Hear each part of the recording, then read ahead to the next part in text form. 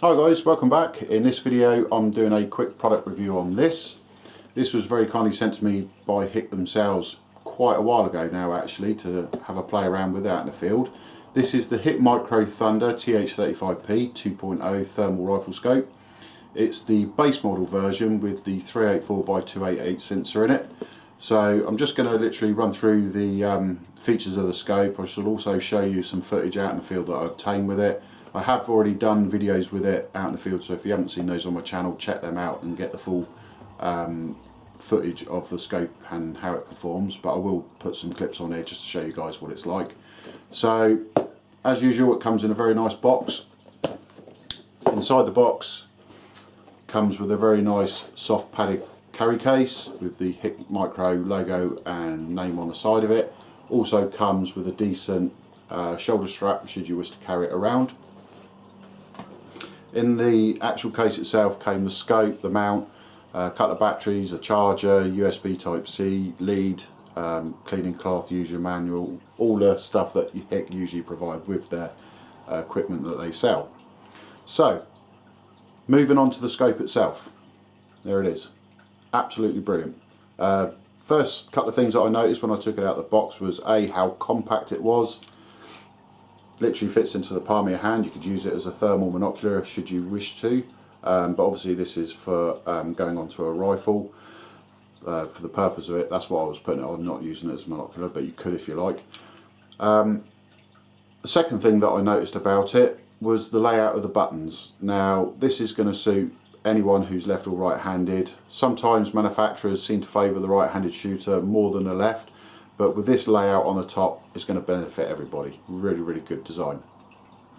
So taking a look at the scope from the front, you've got a pop open lens cap, which if you move it round, it's not magnetic, it literally just moves around that little bit more so it clicks and stays out the way.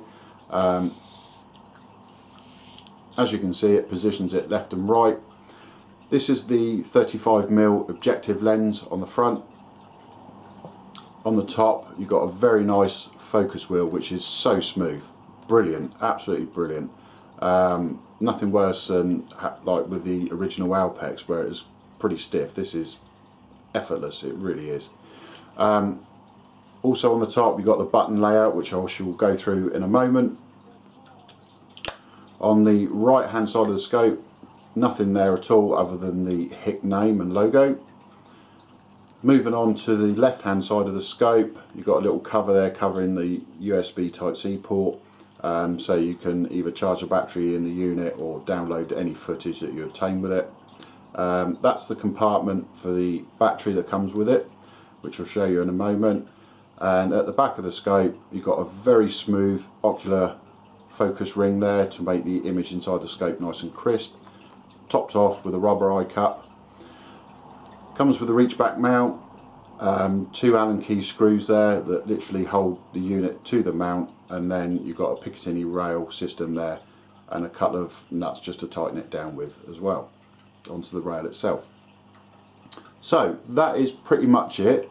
The unit itself weighs just over half a kilo, so I think it's around about 1.2 pounds in weight, so very light, with the battery and the mount attached to it as well. So yeah, it's not heavy by any shakes of the imagination.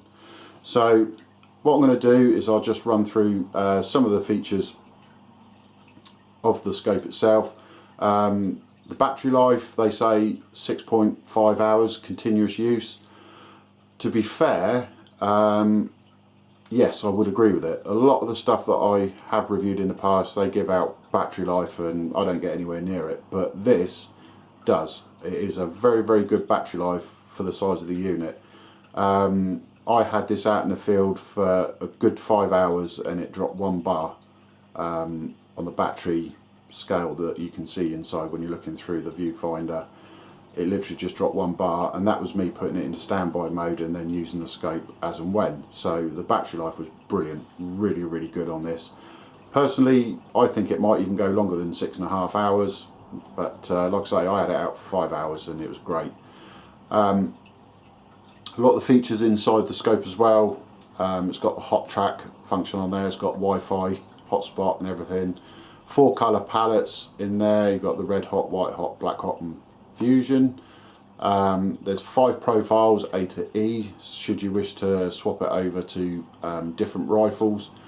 They say it's got a 1800 metre man-sized detection range. I don't doubt that for a moment, not that I was shooting anywhere near that sort of distance, or even at a person for that matter. Video and record, and it also records audio as well. It's got a 26 gig built-in memory, so plenty of storage space on it. It's IP67 rated, so it can handle pretty much most weather conditions thrown at you. Picture-in-picture mode, it's got that on there as well. The only thing that I couldn't get it to do was I wanted to show you guys the one-shot zero system, which I've done with like the Hikmicro Cheetah and the Alpex and everything.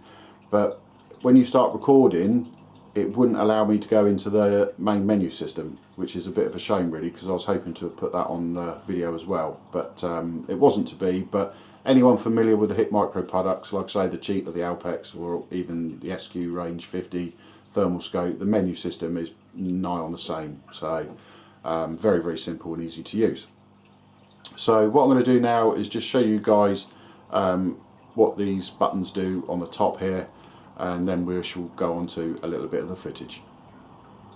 Okay, so this is the layout of the buttons. Starting at the very top, you've got the power button, so push and hold just for a couple of seconds to activate the scope. Once it's up and running, if you just quickly push it once, it puts it into standby mode. If you push it again, it brings it back to the main screen. And if you want to shut the unit down, it is literally push and hold, and then it shuts down within 5 seconds. The next button is for changing the colour palettes. So like I said before, you got the red hot, white hot, black hot and fusion. Moving back from that is for the picture and video record. So if you push it once, it takes a picture. Push and hold, it then starts recording the video, and like I say, it's audio as well. And then just push it again when you want to stop. The next button back from that, push and hold, and it enters the main menu system of the scope itself. So when it comes to changing profiles, depending if you're using it on multiple rifles or doing the one-shot zero, connecting to the Wi-Fi, hotspot, everything's on there. And the very bottom is for the zoom.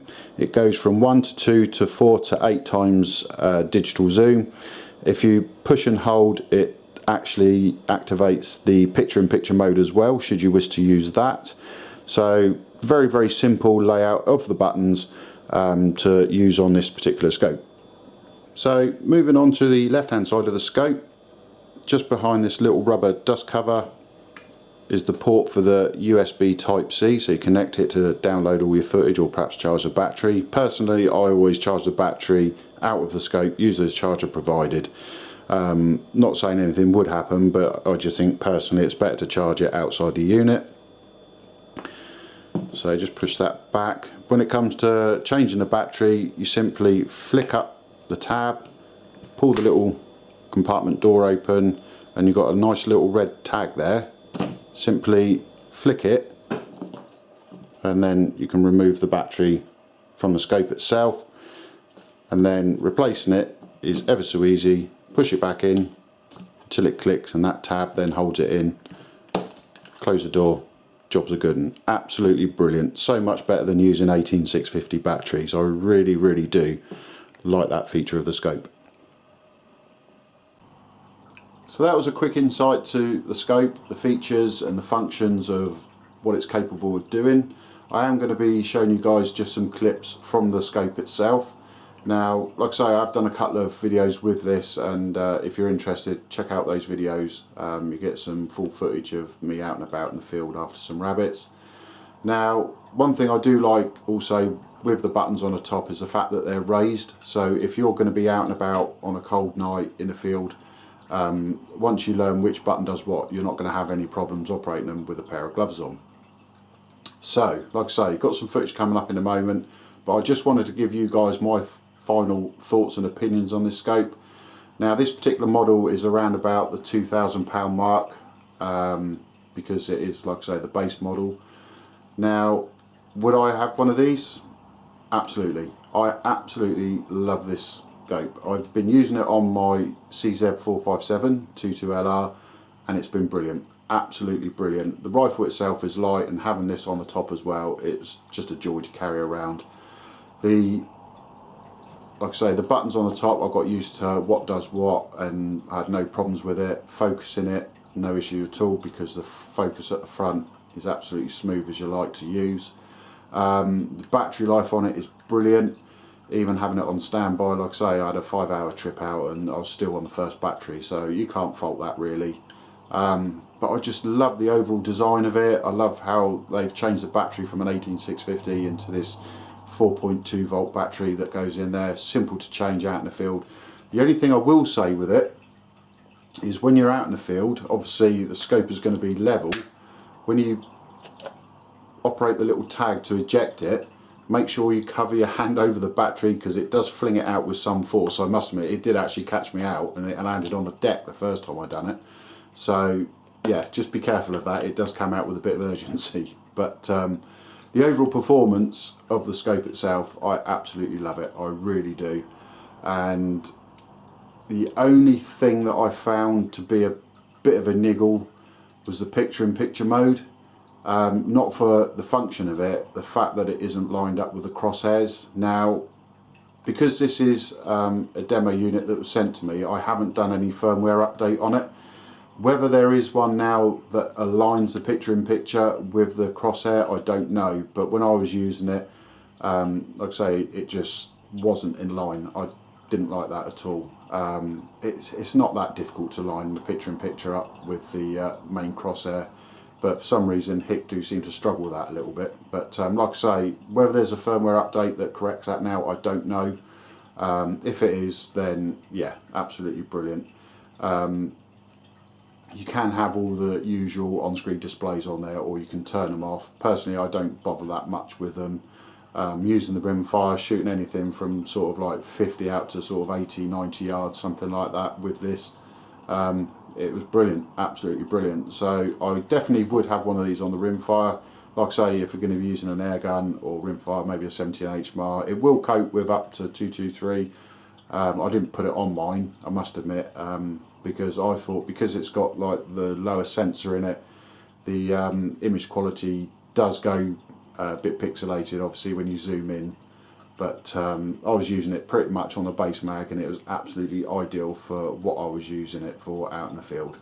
So overall, it's a thumbs up for me. Like I say, just that picture-in-picture mode, it does bug me. It is one of my biggest bugbears with Hick, not lining it up with the crosshair. But like I say, they may have done a firmware update to correct all that, but I'm not too sure. But like I say, I didn't really use the picture-in-picture mode, but the overall performance of the scope, fantastic. Absolutely love this. Will be sorry to see it go back, to be fair. But like I say, I'm going to leave you guys now with a few clips from the unit itself. Head over to my channel and check out some full videos with it. And yeah, as always guys, thanks ever so much for watching, and a massive thank you to Hick for sending this out to me to try. This will be going back in the post very, very soon. So as always guys, thanks for watching, and I'll see you on the next one.